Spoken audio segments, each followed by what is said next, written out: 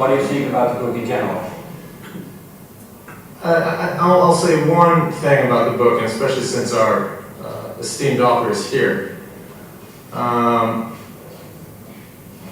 In my view, I think extraordinary accusations must be followed up with extraordinary proof.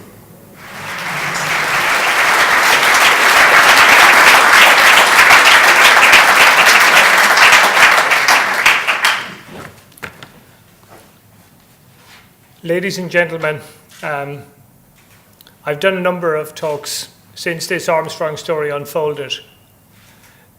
And it's only when I walked in this evening and saw some of the people who are here that I felt, wow, you know, footballers and people in sports say it all the time.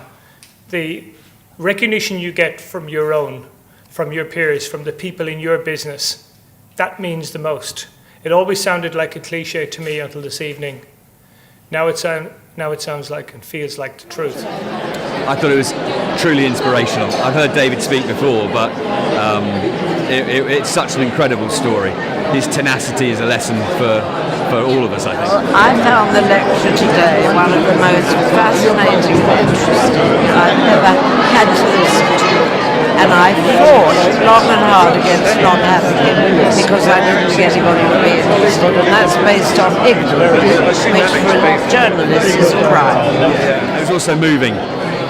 The little story he told about his son, tragic but compelling. And a whole group of journalists, we were sitting around afterwards talking about it, and we all agreed that none of us had thought to ever ask what they did with the gold, Joseph and Mary, and it's a great question. I spoke to an old teacher of his, Mrs. Toomey, and Mrs. Toomey said to me that the thing she most remembered about John was an incident as she was reading the Nativity play one Christmas when John was about 7 or 8 years of age. You know, Nativity play, Mary and Joseph come from Nazareth to Bethlehem where the baby Jesus was born, and the 3 shepherds come to visit the new baby, and then the 3 wise men come, and the 3 wise men bring gold, frankincense and myrrh and present them as gifts. And then Mary and Joseph go back to Nazareth where they live a quite modest life because Joseph is just a humble carpenter and they never had very much and everything was very modest. And John put up his hand and said, "Teacher, what did they do with the gold that the 3 wise men brought?" And she said, "John, I've been reading this story for 33 years and nobody has ever asked me that question." I mean, there was nothing wrong with that investigation. He dotted every I and crossed every T while he had Armstrong's lawyers breathing down his neck. So good on him. So a lot of the lecture was the story of Lance Armstrong, which is essentially the story of the book. But it's a brilliant story, like it's a timeless story. So yeah, the age that we've probably grown up in and social media, there's a lot of attention seeking. You've sort of got to exaggerate and make everything big, and that's not really what it's about. It's about the truth and seeking the truth and reporting that. So investigative journalism is in a difficult place at the moment. It's expensive.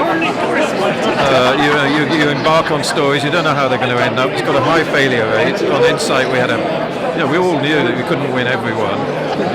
You have to be honest with yourself, and also listening to a man like that has to inspire you, has to encourage you, and you don't need a rule book about being honest. It comes from your heart and your spirit and your conscience, and hang on to those. It's not easy.